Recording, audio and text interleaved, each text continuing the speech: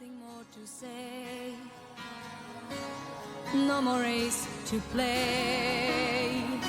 The winner takes it all. The loser standing small beside the victory. Croeso and welcome to Tales for Wales, the pod that never fails to point out the very best of Wales told to you by the very worst of Wales. And as every week, I'm joined by my friend Jack. And My buddy. Oh, my buddy, my pal. And we've just come off the back of Wales losing to Poland in the fucking penalties and Fucking penalty, fucking Euro qualifier, fucking. So I'm a bit deflated, but we go again, and we should never let Dan James take it because he has less confidence than me reading out loud, and that is low confidence.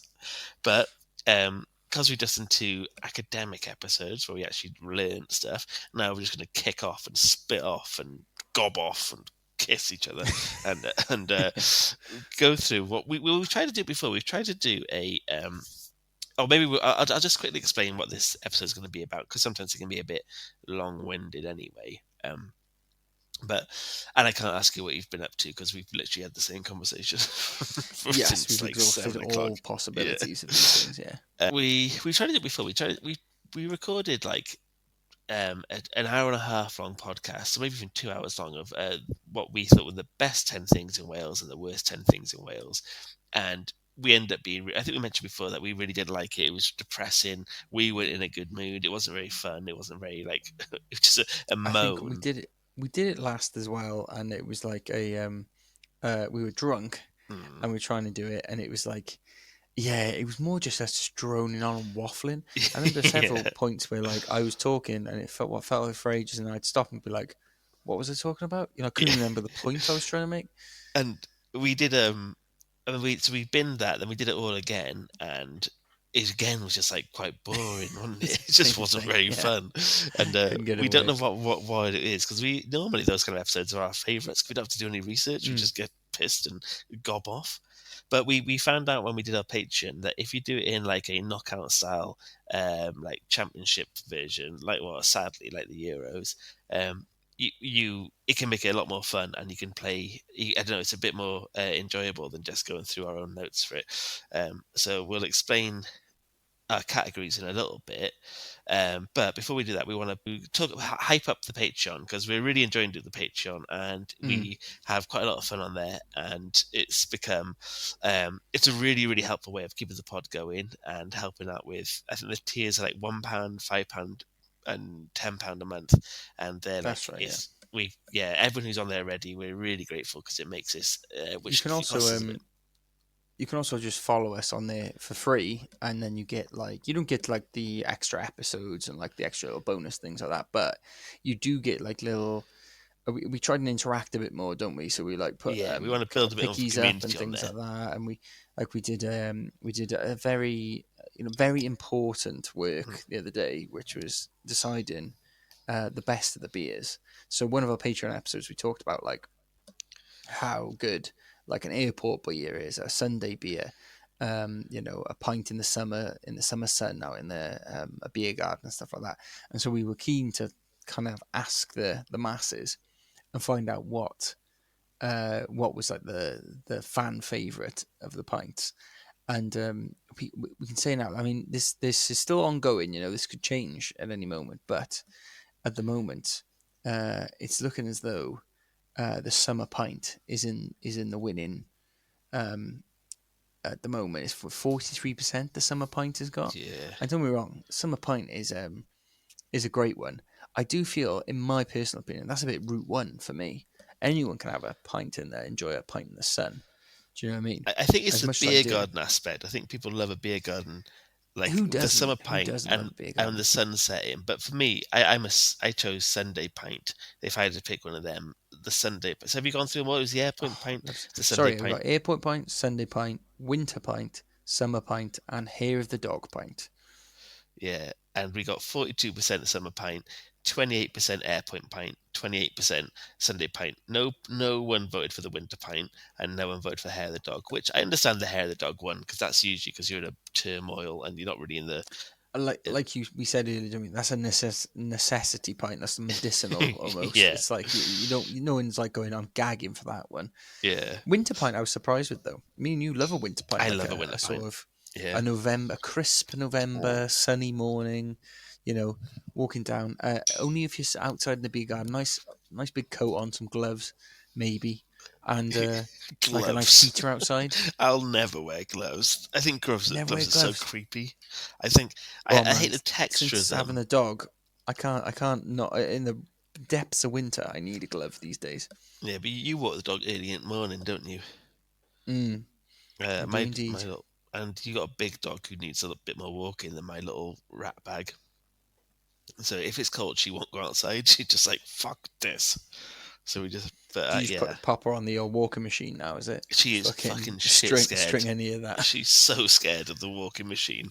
She gets absolutely terrified by it. Every time I turn on, she thinks I've just like summoned like Beelzebub. She's so worried about it. Yeah. What are you drinking, by the way? Because I might have to pour myself a newie. I'm still on the Carlsbergs, mate. Carlsbergs. I'm coming to the end. I'm not sure how much I got left, actually. I think I got one more, and then I'll be on the rummies. Yeah, I'm going to get my rum ready, actually. Because we're about to dive in, and we don't know how long it'll take. Pre-rum. Yeah. Let me just get my drink out. Do you want to talk everyone through what the options are or what we're going to be, what the episode is going to be about today? Yeah, so we basically, like Franco said, I've previously tried this out on our Patreon, and it seemed to garner good results. So basically what we do is we pick categories beforehand, and then we do them in like a sort of tournament style, and they face off against each other. We randomize it all, so we don't know what's coming up against what. And then when we press go, basically, me and Franco will talk about what matchup is there and then, and we'll just discuss points for, points against, or whatever. We tend to then agree on who's the victor. That goes through to the next round, and that's rinse and repeat basically until we get to a final victor. So this one's called the Best of Wales. So we've tried to just put a few bits of like segments of Wales together, and hopefully we'll by the end of it. We picked some like stereotypical parts of what you'd think would be. If you think of Wales, you might think of like match day or like rugby, or you might think of the food, or like medieval history, or like the nature. So we decided we're going to figure out what we think is the best thing Wales has to offer. And so the categories are like quite generic, aren't they? So they can encompass quite a lot. So there'll be a lot of room for like arguing debate for and against, I reckon. So Welsh cinema, we got. Should we go through them in order? So we've randomised it, and it's given us the first 4 battles. The first one is Welsh cinema v Welsh rugby. The next one is Welsh countryside, which we mean seaside, mountain ranges, all the nature, so like the beautiful parts of Wales, against Welsh food. Then we got match day in town, so the atmosphere a match day can bring. We got Welsh medieval battles. And then we got Welsh music against Welsh football. So, should we start with the first one? Let's do it. Welsh cinema v Welsh rugby. I think you know which one I'm going to go for here. Because although, don't get me wrong, I'll watch a rugby match by all means. And even the few recently have been very good. I've actually really enjoyed them. I'm not much of a sportsman, you know. Well, so my allegiance is going to be to the cinema. But then it's like, at the same time, what cinema am I like using for that, push that victory? We can say Welsh actors, Welsh directors. Yeah, I think it's all encompassing, isn't it? Yeah, and so who are some of your favourite Welsh actors? Oh, Hopkins, of course. Yeah, you love Hopkins, don't you? Love a bit of Hopkins. I do rate, even though Martin Sheen was getting bashed for that, The Way recently. Did you watch that? Bad, isn't it? No, you didn't like it. I know you didn't like it, but did other people not like it either? It got very originally before I watched it, I saw loads of reviews that were saying like it was essentially like Welsh nationalist, like propaganda tripe, whatever. And that spurred me on to watch it even more. But Yeah. but it was very like what's the word? Diffuse, I think is the word. Like it didn't know what it wanted to be. Oh yeah. All the acting in it was fine and it was all right, but it just didn't. It was like part trying to be serious, and then it was trying to be like almost like a folk tale mythology type thing, like very Arthurian. And I don't know, it just didn't really hit the mark with me. But I do rate Martin Sheen as an actor. I think he's very good. Yeah. I really want to love him to bits, but I never, because he's such like a lovable Welsh ambassador. But I'm never like, I don't really watch enough of his stuff to know. I know he is a good actor, but the stuff he's in, I never like. I watched that like Omens and Angels or whatever it was called. Oh, Bad Omens, yeah. Bad Omens, and it wasn't that blown away by that. He just plays an absolute virgin in that, doesn't he? Like a he's a virgin little angel. nerdlinger. Yeah. Have you seen that thing that's it constantly comes up for me on Instagram? It's a play he's done where he's playing an Aaron Bevan. Aaron Bevan, yeah. Yeah. An Aaron Bevan, sorry. That And feels quite. I gotta be honest, it's quite cringe when he's like, Yeah. you don't know what to do with me, do you? Yeah. Because I want hospitals in every city, and I want, and it's like, oh man, it's a bit like, I don't know. I get what he's doing. I love that he's like passionate about Wales. Me, That's but I like a just big feel tick like for me, but I don't know. Everything in my body says I should, and I do love him, but I just find him a little bit cringe sometimes. Like he's just hard to love, Yeah. difficult to love. But he's like, but everyone knows he's this amazing actor, but he's not in loads of stuff, is he? Like, No, but I think no, everything been in people have really enjoyed of his, but I don't know.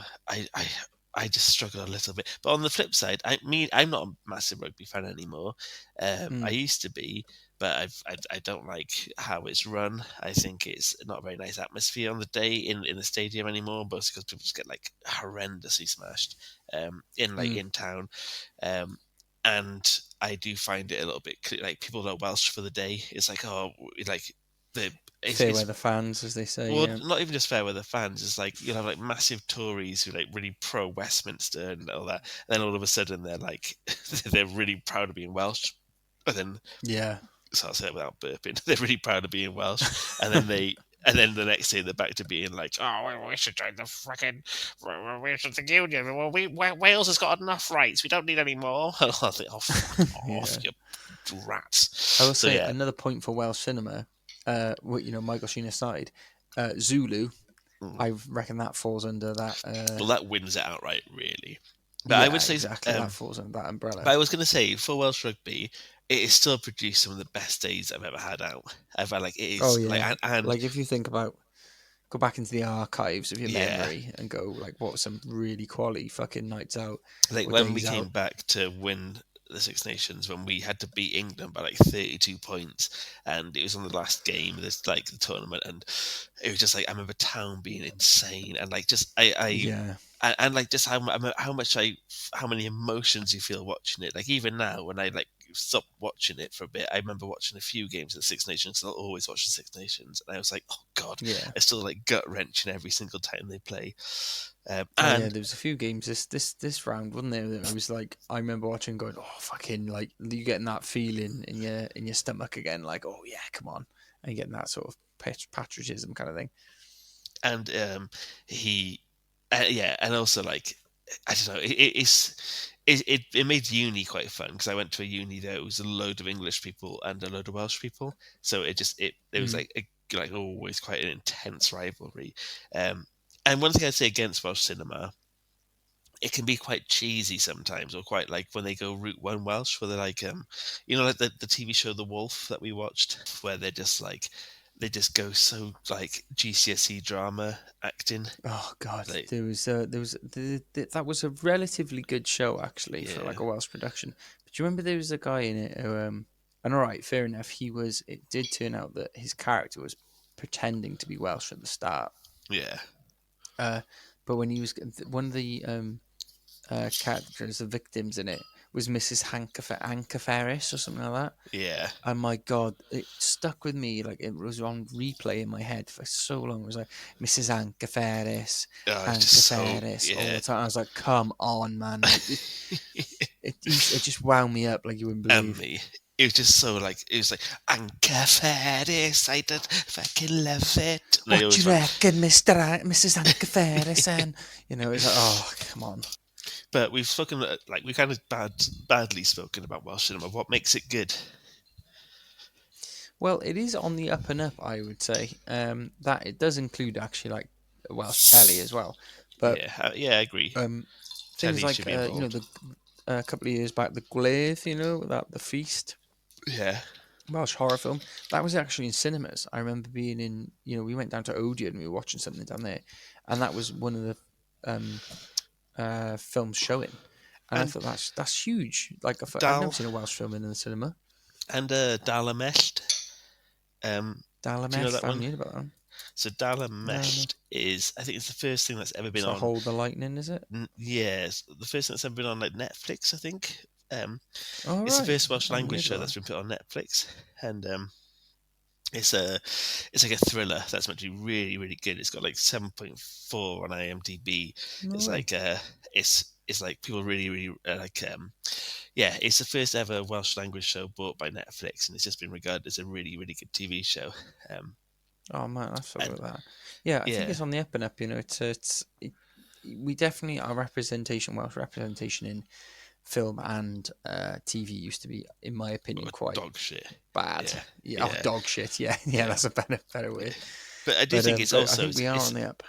It's become like, we said this before on our Welsh cinema episode, but like Wales has become like this hotbed in the UK of having good film locations, having like a good facilities for making films. Like my street where I live is always having fucking things closed down so they can do like film. They had that film with what's he called? Tom Hardy. His thing. They closed down the entire street to do like a couple of scenes of his film down here. Yeah.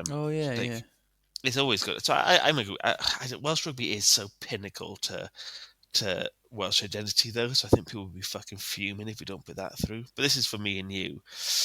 What do you think? Yeah. What do you think? Because I think the Welsh cinema isn't quite there yet, though. I think there's more examples of Welsh cinema being bad than being great. What, with Welsh cinema, I think it is on the up and up, and maybe if we did this in a couple of years, it might be winning. I think for us, but as you said, I've got days in my mind, in my memory rather, that of Welsh rugby days and stuff like that, where they're just fucking like almost unbeatable. Yeah, and I haven't had an experience in a cinema or watching telly or whatever where I've gone, oh, that's just fucking superb. You know? Yeah, so I think Welsh rugby has to come out on there. Give it to rugby. Give it to rugby. Gives it to rugger. Give it to the rugby. Right. Welsh countryside versus Welsh food. So Welsh countryside, as we mentioned earlier, this is kind of all encompassing, like Welsh seasides, Welsh vistas. You know, basically the sort of the landscape of Wales in general. Vista was a funny funny word to have picked there. I know. I sort of scrambled in my head. That was a rogue choice to choose. But I always think South Wales is beautiful. I think it's like the mountains really close to us in Pen y Fan and stuff like that, and around Powys are stunning. And I think the coastline in Aberystwyth and stuff is really dramatic. And I always thought it was beautiful. But then when I did a trip to North Wales, I was absolutely blown away by how stunning it is. There's only one place I think is better, and that's like Scotland. The Cairngorms, I think, is just Cairngorms is unbelievable that it's in the UK. You think how is this place here? It just feels like it should be in a film set somewhere else. But Eryri and North Wales does that a really good close second. Mate, me and Amy went to we did a mini tour of North Wales, and Amy was driving the second leg, so she was going through all the mountain roads and stuff, and was having to pay attention to driving, whereas I was just getting to look at all the views, and it's fucking stunning up there. It's crazy. It really is. You can totally understand when we read about all these ancient battles on ancient landscapes and stuff, and it feels this ancient. untamable kind of of course you would think, fucking hell, this is a difficult country to conquer, because imagine trying to march over these massive, there's mountains everywhere, these rugged rivers, it's slate and all this rugged terrain, and this is great. that drive from like North Wales through like Dolgellau down to Aberystwyth is insane. Like you go down these like Alp-like style mountains, and they twist and turn, and it's like it just looks beautiful, and you see it just feels ancient because it's still like quite, it's been agriculturalized, or there's been like farmland there, but a lot of it is still really like mountainous, still really Makes you wonder, like doesn't it, forested. What it'd be like, when it was a forest, when it's like ancient rainforest, when it used to be. Well, most of that, like I it makes said you before, wonder. Edward Longshanks cut down nearly all of the forest up there and deforested it all for his war machine and to stop the Welsh from hiding in the forest. But that used to be completely like covered in it, and even though it hasn't got all the trees there now, the Welsh government did a big thing to make it a national forest again. So they put like I think it's like 1 million trees they've planted in North Wales to bring back the forest there, and I can't wait for that to flourish in our lifetime. Yeah, that'd be class. Where's your favourite place? To counteract it? What do you mean in the countryside? I gotta say, mate, I love Bedd Galet. It's like, to me, is like one of the most picturesque places I've been. It's like mountains literally all the way around it. I remember thinking when I was there, what fucking idiot thought let's build a town here and like roads to it, because like it must have been a real ball ache to like just get all the provisions and supplies and all the resources you'd need to build anything. It's literally in the middle of mountains. It does look stunning, river going through it and all that, but it is the work has paid off because it's bloody lovely there. And it's just stunning. Like I remember going out because I went on the Saturday morning. I got up and let the dog and took the dog out for a walk. Not that long or whatever, but because it was like right just as the sun was coming up. It was like almost like the mountains were glowing. Like, well, the mountain on one side was like glowing. The rest was like in this like ethereal looking mist and stuff like that. And it was fucking stunning, man. It was really, really nice. I think that's the sort of place that's like really captured me a bit. I really liked Betws-y-Coed, which feels like... Betws-y-Coed is lovely as well. Yeah. Doesn't it feel like it should be somewhere from like the Alps again? It feels like it's this like this like the ski resort town. I thought it was really, but like a ski town. Yeah. One place I think I'll never ever ever tire of is Aberystwyth, and like sitting on Constitution Hill and looking out to the Irish Sea, and it's like it's always like grey and dark and like quite like it feels like something above you is about to explode, and it's always like the storms are coming in, and because it's the first place the storms hit, they're always really dramatic, and you always get these amazing videos on the BBC of like waves crashing and hitting the student halls down there, and I love like the brutality of Aber. I think it's I always well, I said to Emma, I said when I die I wanted it's bleak, but I said to Emma, I was like, when I'm dead, I want you to pour my ashes on Constitution Hill so I can become a part of it. And that's why I want to be a mountain. That's very you. I've become that's where you go in the afterlife. I am a mountain. I've become tall, this mountain. I'm broad. Fucking But I just love it there so much. A Welsh food though, which I wouldn't say we're known for. Welsh rarebit. For culinary. No. Yeah, was it Welsh rarebit, cawl? Well, do you know, I used to have this growing up. My mum used to make lamb bone soup, and then it wasn't until I was about like 15, I was like, oh, that sounds like a medieval dish, like white lamb bone soup. It's not even like the actual lamb; it's the bone from. It sounds like we fucking cooked books in water to like get the horse glue out of it. Yeah. But I remember it's because we'd have the roast dinner, and then we'd say it was like a lamb roast dinner. Then she'd cook the bones, and then you'd have it. Which I get, you have broth. Usually, when you make a broth, you cook the bones in it, but you take the bones out. In this, she wouldn't take the bones out, so you'd have tiny bits of flesh on the bones. And you'd be like, "Oh, you got a good bit of flesh on that bone," and you're like sucking on a bit of bone to get it off. You got the winner. Well done. Yeah. But then I just think the name alone, like a cawl, isn't too dissimilar for that. It's it's chunks of meat, but it's just you don't leave the bone in the soup, and it was always so watery. It was like potato, like carrot, water. I mean, I love a bit of cawl, but I think that's just because I'm nostalgic for it. When I was a kid, my nan used to give it to me. But But there's like, what is it? Cow? You got what? Welsh cakes? Welsh cakes are banging, to be Welsh fair. cakes I never used to like until because I used to get them like, I only used to really remember having them when they were like shit, like Tesco ones, ones you get in the supermarket. And then my mum started making them more, and they are so good when they're hot off a proper. Oh, the homemade ones, man. And then Cardiff Market has some of the fucking best going, and they have like mad flavors like chocolate, like much more modern flavors like chocolate and orange. And 100%, man. Like I will always maintain that a standard Welsh cake with currants is the best way to go. But if you're gonna go I go like a white chocolate chip, fucking brilliant. Chocolate orange, thank you very much. They're fucking they are lovely. Because I go up to I'm up to London tomorrow.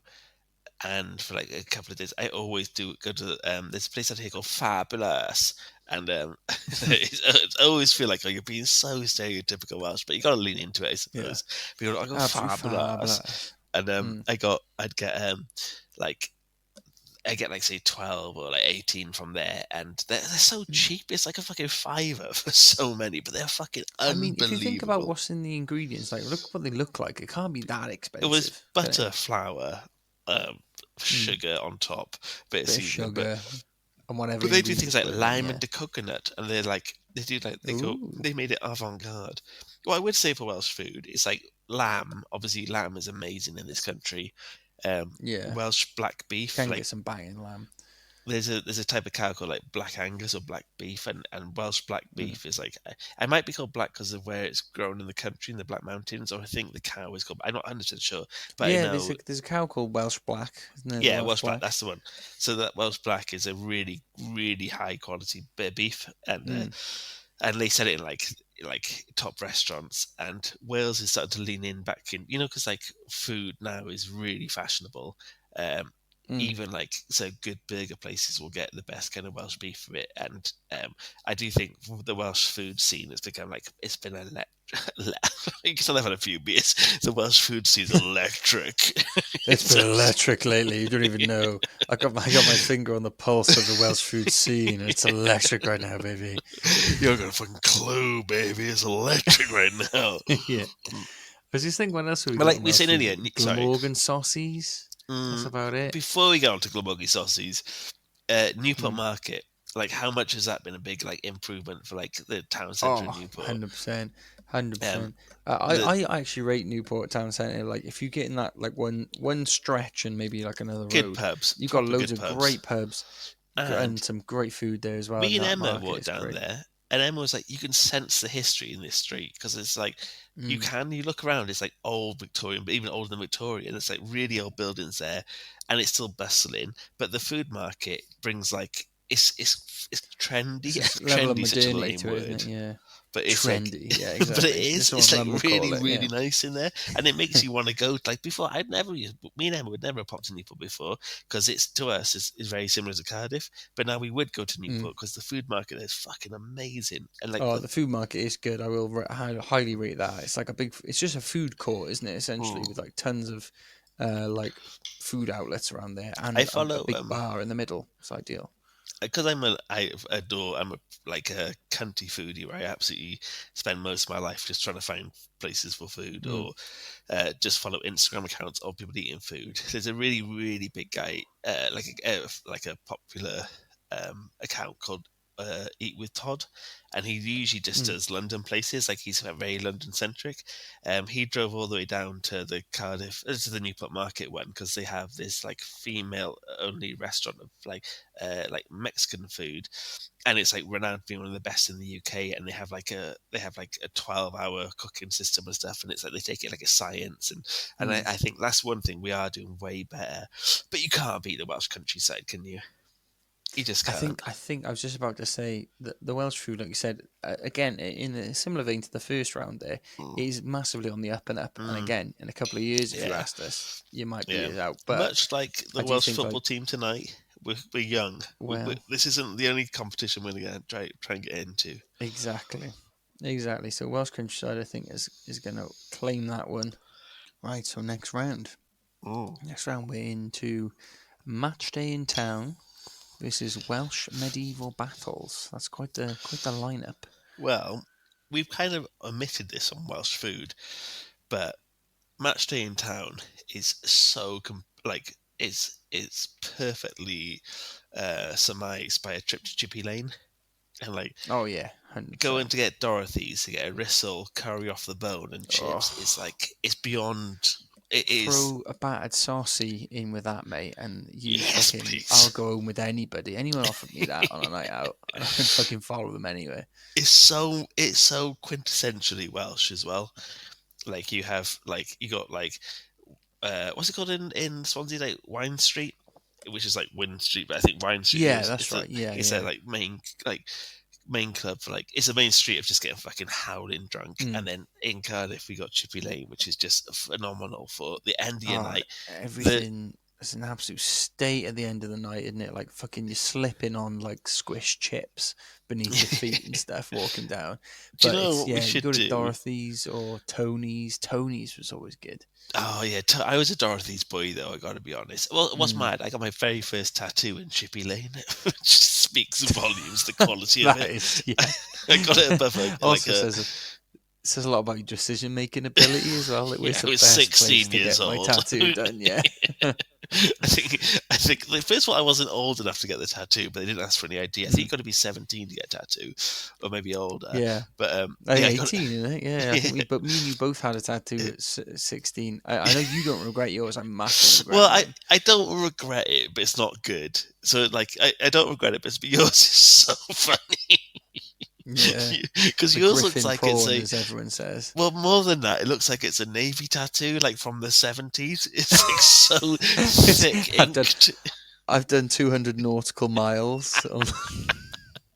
Do you know what I mean, though? Isn't it like it's thick ink? Well, it's because the guy, funny enough, the guy who was willing to tattoo a 16-year-old and underage didn't do a fucking decent job. So like it's properly scarred and raised. So yeah, it looks like it's a prison tat or something like that. It does. It's got very heavy print.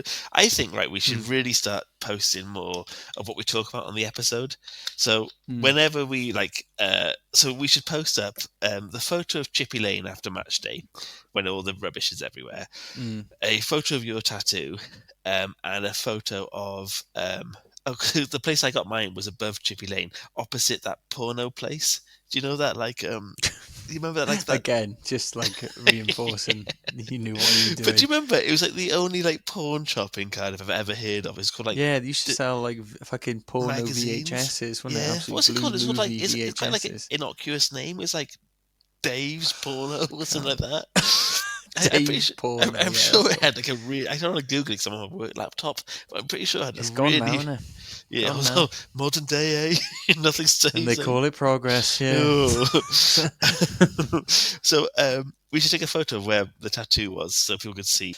Also, I was going to say on the so this ties in with Match Day in Town and Welsh food and Wales rugby, because I got my first tattoo on the day of a Six Nations game, and I got it in the morning, about 10 in the morning, and then we went to watch the Welsh rugby game, and then I went to Jumping Jacks in town, and someone slapped my arm. Do you remember Jumping Jacks? It was £10 all you could drink Jumping all Jacks, night. Remnant of a bygone age. Imagine £10 all you can drink.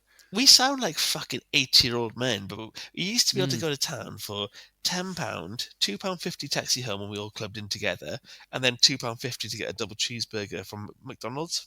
Oh mate, it was insane. That was when I think about it now, that you used to be able to pay a tenner at Jumping Jacks, go in and literally drink your fill, right? And then when they upped it to £12.50, after a couple of years, and we were like, "This is a fucking joke. This is disgraceful." And it's like you're still making you're making money hand over fist by you'd sit at the bar. I remember being sat at the bar. They'd fill you. You had to keep your cup on you. That was the rule, wasn't it? You had to keep your cup. Lost your cup. That was it. Game over. But so funny.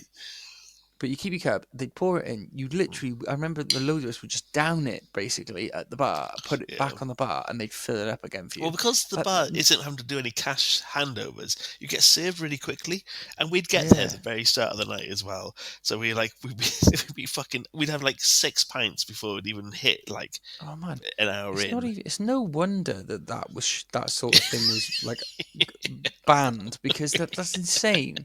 It is insane. I remember I I was probably about 17, and I got thrown out because I was so drunk. And I walked into it was it's where the stadium, literally attached to the stadium.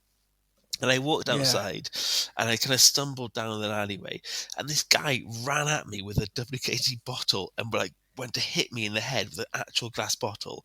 And I was so drunk. My hands were still down by my sides, not up to protect my face. Didn't get ready to punch him. Wasn't ready to box him. Nothing. I was like, oh fuck. And he went, "Nah, you're all right, kid." And just walked off. And I kept thinking, if he was going to kill me or batter me, he could have easily just bashed my skull in. And I carried on walking down this alleyway, just went to McDonald's and got my £2.50 cheeseburger.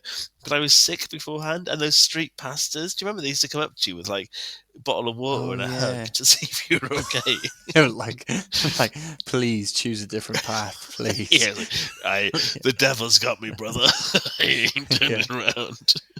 I remember getting chucked out of there one time because like some girl was going absolutely fucking she scrammed nuts your face on me. She was scramming my face, and I had literally no idea what was going on. I remember we were queuing up, and she went turning around, she went nuts at me, and then I sort of just I didn't like shove her, but I grabbed her wrist to stop them clawing at my fucking eyeballs. I remember you were literally talking to someone, and she like out of nowhere attacked you. And then the bouncer went, "Right, get out." And I went, "I've literally just had my face fucking clawed up." And he was like, "We got a no tolerance policy, so you and her need to get out." So guess what? It was just me and her then, just outside the fucking club, awkward as fuck. And I thought, she's gonna have another fucking go at me now. I'm gonna have to hit a woman or something. Oh god. Well, honestly, she was like carving. I remember, she was Wolverine. But then she just, I think she realised that I wasn't whoever she thought I was, and was just like, "Oh, sorry," and just fucking walked off. I was like, "You've absolutely ruined my night.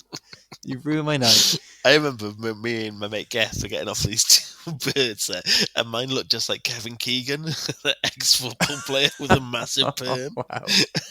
I remember for ages. If you Google Kevin Keegan, it's this beautiful perm. My God. I remember that was jumping jacks was very an influential part of our life, wasn't it? And I thought we put jumping jacks on this as one of the categories. Well, I'm going to add that. I would go there on match day, so I reckon you can add a bit. And also for me, match day isn't just rugby days. Match day is days like this for Welsh football, which have been instrumental. I used to say match days to me. It wasn't just when there was matches on. That was when you had a really blinder of a night. I used to say there's no rules on match days, and that applied in the inverse as well. If there were no rules, then it was a match day. So, just a good day out, a national day out, a great day out. Because obviously Welsh football, day for fucking city. So the Welsh Stadium could hold like 30,000 fans, and the National Stadium could hold like 80,000 fans. Some bottle will tell me the exact numbers, but I know it's around that. And obviously for like match day for Wales Six Nations, we'll get like 150,000 people coming down on top of the 3,000 people who live in Cardiff already in the area. So it's huge. Numbers, whereas it's a lot smaller for football, but the football atmosphere. And I've been to tens of rugby games, and I've been to probably hundreds of, I don't know. I've been to loads of both, right? I've been to the stadiums of both. The numbers were too great there. I can't even think about it. I probably haven't been to hundreds of games because they're expensive. And that's the difference. I paid like 25 quid a game for Welsh football, and I get to watch people like Gareth Bale play, and you pay 100 quid for the rugby, and it's nowhere near the atmosphere. Like if you were to take someone to watch Wales play football and put them in the Grange End, and then you could take them to watch the rugby play, even though they have double the fans, there is no one in the world will say, "Oh, that was a better atmosphere in the rugby than it was in the football." The football is unique to itself, and it is unbelievable. And they always talk about this red wall as being such a I do feel thing to Wales. Underqualified to comment, but one thing I do know is that you can't have a beer in the stands in the football. So I'm assuming the atmosphere is what you're drinking. Well, you can drink in the stadium. You can't drink in the stand. So lots of people do go out just before half time and get smashed and beforehand.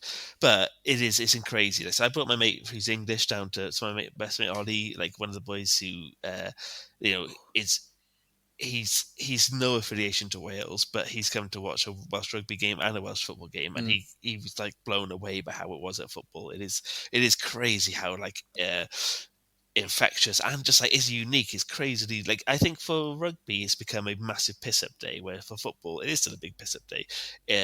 There is a very unique atmosphere there. They often call the rugby the Millennium Stadium the biggest pub in Britain, because it's just all you do is get smashed, and you can take your pints to the stadium. Most bloody expensive one as well, am I right? Am I right? But you can take like 4 pints with you to go down and watch the game, and that's why there's been such a bad, not a very like family friendly atmosphere. Did you see? When was it? It must have been like a couple of years ago, a year ago. I can't remember now. Where there was a video of that guy puking on the back of the head of that little kid. Yeah. I don't know wrong. It would have been horrible to be that kid, but fuck me, it was quite funny. But when you they did that classic like Daily Mirror thing where they had a photo of the kid looking sad. It's like know. Have you ever seen that Facebook group where it's like people Compo who've been wronged? Face, is it or whatever? It's like there's a group on Reddit called Compo Face, and it's always it's the same look, when you're on the front of a tabloid, and it's like they just look very concerned. They've got like a frown on. It's like guy puked on the back of my son's head, and they're both looking very distraught into the camera. Kind of. They have one on Facebook where it's like people who've been wronged, and it's just them like this, and it's just them pointing at a site, or like their wheelie bin hasn't been collected, and they just look sad pointing at it, and it's on the cover like the Daily Mirror. So it's that kind of vibe. I feel like we're going off on tangents. We haven't even mentioned in town. We haven't even mentioned. This is I've hit the rums now, so I'm same mate. I've literally had a couple of swigs there, and I'm like, baby, I could talk your ear off all night. How dour were we for the first 4? Because I did say to you, I even said off, probably not in the edit, but I was like, mate, we're a bit tired tonight. Should we not? Do you think we can keep this going? I think maybe the Welsh game had fucking bummed you out a bit. I was like, I was getting those vibes, and I was like, come on, mate, we can do this. And you even said, we're going to be down. I said, we'll push through. And now we've got the rums on. Fucking gravy. We're at 50 minutes almost already. 50 minutes in. I mean, we're not even fucking halfway through. Oh, fuck, we're not, are we? No, right. The Lex bracket we'll go through quick. The Lex bracket. Match Day in Town. Yeah, so many brackets left. Did you say the Lex bracket with an L? I thought it said the next. We'll find out in post. But if not, we'll keep this in. We'll see, shall we? Yeah, hold your fucking breath, mate. We'll see. And we can't do this in 2 parts because the first part will be so bleak. So we have to do this all in one. Maybe we could edit around the last couple of brackets will just be right. Well, we've made a decision already. I think whoever's editing this, if the first half is a bit boring, let's just chop it down to keep this into an hour or something. Oh, it's all right. We'll go a bit long. It's all right, isn't it? Who cares? We're fine. So, Match Day in Town, we've sort of covered. I think we've covered that in excess, if anything. Yeah. Welsh medieval battles. Now, these do have a place in our heart. I know this. This is the reason the pod started. Well, exactly. It's the reason. It's the reason we're still here today. It's the reason the Cymry are here today, my friend. Without the Welsh medieval battles. And also, you know what's great about the Welsh medieval battles that I like to think you have to say the full title. Medieval battles don't have. Well, no, it's specifically for the Welsh. Is that we're often underdogs. Very, very often underdogs. Very rare. Our boys back in the day turned into a battlefield and we were fucking going, we've got this. This is easy peasy because we got fucking double the numbers. Never happened. We should start doing episodes where we talk about where the Welsh kingdoms fought each other, but there's not much history because all that's been... They didn't write it down. The only reason we know the English one because the Normans wrote that stuff down. Yeah, we never used to do it. But yeah, I agree. We were always... We often were... Like in football... we often perform better than we probably should have. You're like a fucking dog with a bone tonight, you are, aren't you? Well, we nearly qualified for our 4th campaign. We're a tiny nation. We're a really small nation. In rugby, I think we have 3% of the world's registered rugby players, or we did a couple of years ago. That was quite a fact. We used to say England had 50% of all the registered professional players, and we had 3%. And we still did as well as we did. And we're always consistent in top 5 and between top 5 and 8 in the world. Fuck off and shit off and die, you fucking pigs. Yeah, but no, it's true. We're a Yeah, small I'm not nation, lying. but good God, we've got gusto, haven't we? We've got gusto. We ordered from Gusto. We've ordered from Who would you Gusto. I give was this thinking the to? exact same thing when you said that. I was thinking Yeah, Gusto. That's like poor man's HelloFresh, isn't it? yeah, but both mad expensive. These are my hot takes. Yeah. Just buy some veg from the shop and cook it yourself. It, Again, we just love a tangent, don't we? yeah. Jesus Christ. That was my own fault. I reckon Welsh medieval battles. Right. We're going to do Welsh medieval battles because we've got another category coming up later that will fill the gap of what we said Okay. about match day in town. So it's all right. Alright. So You're cheating the Welsh medieval system here. battles. That's gone. It's gone through. Okay. Next, Welsh music, Welsh football. This is what I was saying. So Welsh football could scratch the itch of the match day in town. Well, I've already if you bleated my heart for Welsh football, and I generally think Welsh football has done more for Welsh national pride / independence than any other factor in the last 100 years, 50 years. People Well, know. I think like I'm not a big sports guy, as you know, but even I have am not immune to its effects. Like I Yeah. can see the just huge amount of people that talk about it, that it sort of dominates around a game. Like today, for example, I knew when you said earlier you sold your ticket. I even said to you, and I said, "Oh yeah, I saw earlier that there was this morning they were on about Wales Poland." And I was like, I'm sure Franks will be at that. I was thinking, how is he doing a pod with me tonight when that's going on? Well, here's the difference. So when we play the Six Nations, we play that every year, but we play that for Six Nations. No one outside of the Six Nations really cares. When you play football, you have a world stage. And when we got to the semi-finals of the Euros, everyone then realised, oh, Wales, that's not a part. I always thought that's part of England, but England are also in the Euros. So how come? And when Gareth Bale played, I was in America once, and I was walking behind someone in a park in Washington, and they were discussing. It's because it happened to be the World Cup was in the USA were doing well in the World Cup, so they were talking about it. Yeah. I think it was in Brazil at the time. It was like 2014, and they were on about how Gareth Bale was a shame he's not there. And they said, why is he not there? They said, oh, because he's from Wales, not England. And I was behind them. So I was like, I'm from that country. But I couldn't believe it because usually everyone else I met in America was like, oh, I know Wales. That's a part of England. And like they didn't read like it. Football, sports is so universal that and it's so if you have I think someone once said to be a nation, you need a good sports team, a good anthem, and good food, or something similar to that effect. And yes, we have a rugby team, but not many countries play rugby. And if they do, it's quite colonial in the ones who do play it. And it's like mostly, predominantly England, France, like Japan now. But it's not a huge game that's played universally where every country in the world plays football. And when we qualified and we when we got into 2016 when people were like, oh, okay, I always thought England and Wales were the same place, but they have their own country, their own football teams. They're their own countries. We had Gareth Bale, the best player one of the best players in the world at the time. Oh, why doesn't he play for England? Oh, because he plays for a country called Wales. What's Wales? People learn so much more about it because of football. We also, whenever we go away places, we have a really good reputation of being like really respectful fans. We won like an award in the Euros for being like just like they have a special thing because fans can be cunts. They had like a thing for how like if you're a good fan base, you get kind of appreciation, and we had a good thing there from the French when it was in France, and all these things like this. Like yes, we're not the best footballing nation in the world, but what football has done. People now know the songs to Amar Ohid, which is a folk song, which is one of the first. This is up against Welsh music. Amar Ohid, a big nationalist song from David Iwan, that's been around for over 40 years, and it was only massive in the Welsh language community. Now, because of football, it's sung by people who don't even know how to speak Welsh. Like, there'll be people from I got friends who are from Rhys, who are from Newport, they'll be Welsh screaming the speakers bloody at thing, all, who know the entire thing because of Welsh football, because David Iwan has come and sung it a bunch of these things, and it's a song about Welsh independence. We're still here, Amar Ohid.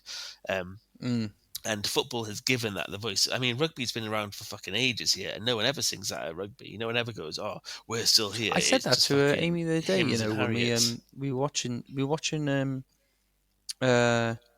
I can't remember what game it was now. We're watching a game at the Six Nations.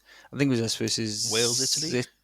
Italy, yeah. Yeah. And I was saying at the time, I went, why is Davide and Mohid not sung at rugby games? And because you get, you get Sosban Vach and you get the other ones, but it's. I was just wondering why that isn't, because it's almost like the footballers that kind of gone, that's I'd say, ours, like we claimed that a little bit. well, football is definitely the nationalist sport. I think other people, if you disagree, let us know. But like much more people who are or keen for a Welsh independence or a have more interest in like I don't want to say anything without offending anybody. I don't really know. I just think that there's a lot more nationalist roots in Welsh. So, for example, when Welsh football go to play in this Cardiff City Stadium, there's often Welsh independent marches from the centre of town all the way down to the stadium. Where for rugby, it's not that. And of course, sports don't have to be political, but it's a great way of like getting a sentiment of how people feel. And I think Welsh football does that incredibly well. But then also music does. So. Yeah, and also we've crisscrossed both our candidates there as well. In that, like, don't get me wrong, there's Welsh music is one of the things. I think we're going to fall into that same thing we've done in the last couple of brackets here, where Welsh music I think is kind of on the up. There's that no, thing. I think football song might be on. I'd say football's on the up because football was in the Oh doldrums for a long time. Oh yeah, I'm not saying football is like sort of the pinnacle or anything like that, but like Welsh music isn't as on the up as football, and I think although like you get Davide and you got Mahid, which is one of the all-time best bangers in my opinion, but and there's things like what was that? When I saw it the other day, it came up on this is when my algorithm on Instagram is obviously tuned into this, but I got Alpha Gwenwyn. Yeah, Alpha. Yeah, That's a good song. Alpha. Yeah, That's good, like a little rock, sort of rock Welsh song. I'd actually do the opposite. I think Wales are known for like we're such a sing-song nation. Like even though like yes, modern Welsh music's on the up, but you had like Gorky's Exotic Monkeys, you had like Catatonia, you had like Super Furry Animals then. But even ignoring that kind of like pop Welsh, it was called Cymru Cool, which is such an uncool thing to be called. Yeah, but in like the 90s, it was quite cool to be like those Welsh fans. I suppose I forget actually. I think because we grew up in Welsh school and that was like sort of shoved down our throats quite a lot. When we were growing up, you not like it as much, you're quite right, and it makes me like sort of. I've actually I didn't even think then when I was thinking Welsh music of like Catatonia. I was like Davide Iwan, and I was like, oh, that Alpha Gwenwyn. I was on about that. What's that one that was like it was like Ami Gwenard Hael Ami Nafed Bach o Guru. What's that one? Mike Stevens, yeah. Mike Stevens. Yeah. Things like that. Things that I haven't heard for ages. Stereophonics, you got Manic Street Preachers, but also as a nation, like that's one of the most fun things at Welsh football is everyone singing songs, and like you could go to a pub and sometimes people just like literally will just break out in song, and people can like join in with it. Like there was that big video the other day in Treorchy where they just started singing Amar Heed in the pub, and I think like Welsh music is so like intrinsically linked to being Welsh, and people love in a sing song. Maybe every country does, but I think especially here, everywhere you go, if someone belts out a song, well, we are stereotypically known for our songs. Bards were a huge thing. Yeah, I think Welsh music for me. I think Welsh. You reckon music? Go for music, is it right? The music be the food love. I'm surprised at that, mate. I thought you were going to your foosball. Yeah, but I made to surprise you. Yeah, right. Okay, next round. So now it's come down to Welsh rugby, Welsh countryside. So these where we can get a bit quicker about it, and maybe like because we already talked about them, haven't we? Yeah. I would say it's Welsh countryside for me. Yeah, I agree. I mean, that's coming from a guy who was not a huge rugby boy. But yeah, it's. I think the what's the word? Like the land, the terrain of Wales and stuff like that has been. It's even talked about in old poems, old songs and things like that. It's something that's revered. It's been here long before Welsh rugby, and hopefully it'll be here long after Welsh rugby. It's what should have put shaped. Knapan. Should have put Knappen in it. Should have put fucking Knappen. Knappen. Yeah. Sorry, I was coughing as I was saying it. Like, fucking Knappen. I just think, it's got to be Countryside for me. Countryside, baby. Right. Welsh Rugby. Sorry, mate. You've been binned off. Okay. Next one. Medieval battles. Welsh medieval battles. Welsh music. music. Again, those are things back in the day, I'm assuming, would have gone quite hand in hand. There'd have been little battle chants, I'm sure. But I think so they're both a part of history, but I think music can carry on history. Well, there's in a more universal approach. There's, yes, we know about the battles and things like that these days, and they're incredibly impressive, and we were the underdogs, and they're very cinematic, some of them sounding. But there's songs that survive from way back when. Paes dy Nogad is like the oldest Welsh lullaby, for example, a song, and that was apparently from the 7th century, and not just oldest Welsh, oldest like European. Yeah, oldest European, and it's like that's just to have that still. That you can have someone that's, I think her name's Eve Miles on YouTube. She's a Welsh, what would you say, singer, songstress? I don't know, and songstress. That implies that I would call a guy, say, a songsman as well. Songsman. He's a song. She's a singer. But I said this before. I think I mentioned. There's another podcast I mentioned where they were thinking about ways of how you would tell future generations to avoid a certain area if there was like nuclear waste buried underground. And one of their tips was create a folk song that gets passed down per generation for thousands. Like their idea was, okay, you can't write a note because this like language changes. You can't write symbols because symbols change meaning. But you can create a song that gets passed down to generations. So like music is a part of history, and it tells you parts of history. So like I think for me, music probably overcomes medieval battles here. What do you reckon? Yeah, I agree. Actually, I agree. Like you said about that thing with if you want to send a message down the annals of history, the best way to do it is music. So the final round, baby. Countryside music. Which, I mean, to be fair, these are two such stereotypical Welsh traits. Yeah. But for good reasons. We have a beautiful countryside and we have a beautiful set of pipes on us. And also, the music often, especially historically, talks of the countryside and the landscape and things like that. So, it's all very intermingled. What would you choose? What do you think is the best thing about Wales? Songs, going to a pub and hear people singing. I think that to me is people singing. I'm thinking when I'm thinking music now, I'm thinking of like a bard in an old tavern, strumming fucking elegies about things. People in the pub, arm in arm, linking shoulder to shoulder, singing the national anthem. Yeah.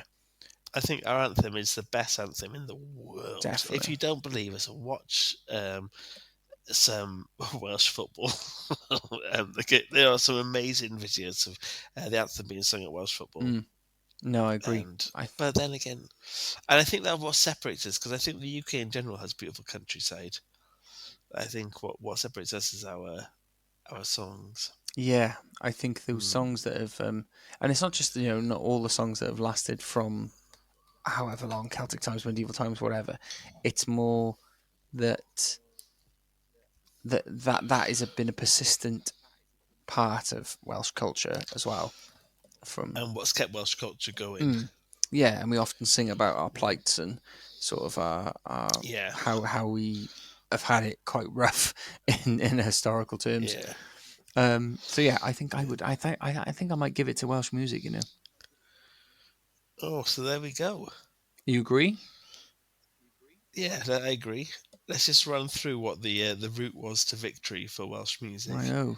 So, Welsh music beat Welsh football. Then it beat Welsh medieval battles, and then it beat Welsh countryside to become the best of Wales. The best of Wales, baby. Whoop, whoop, what I quite liked was surprised even me. Yeah, I wouldn't have pegged that when we first set out the and you candidates. do love getting pegged, so that makes a lot of sense. Very good. Very good. We're gonna make a song about it, mate. Yeah, fucking win a competition. I shall do. Oh, right. I think we we should should probably bed call it now. there. Yeah, we're fucking 3 in. I think we're both knackered. We are. Yeah. We've gone mad. We should never do 3 again. Needs man. Right, love you, mate. Yeah. Ta-da, ta-da, ta-da, ta-da, ta-da.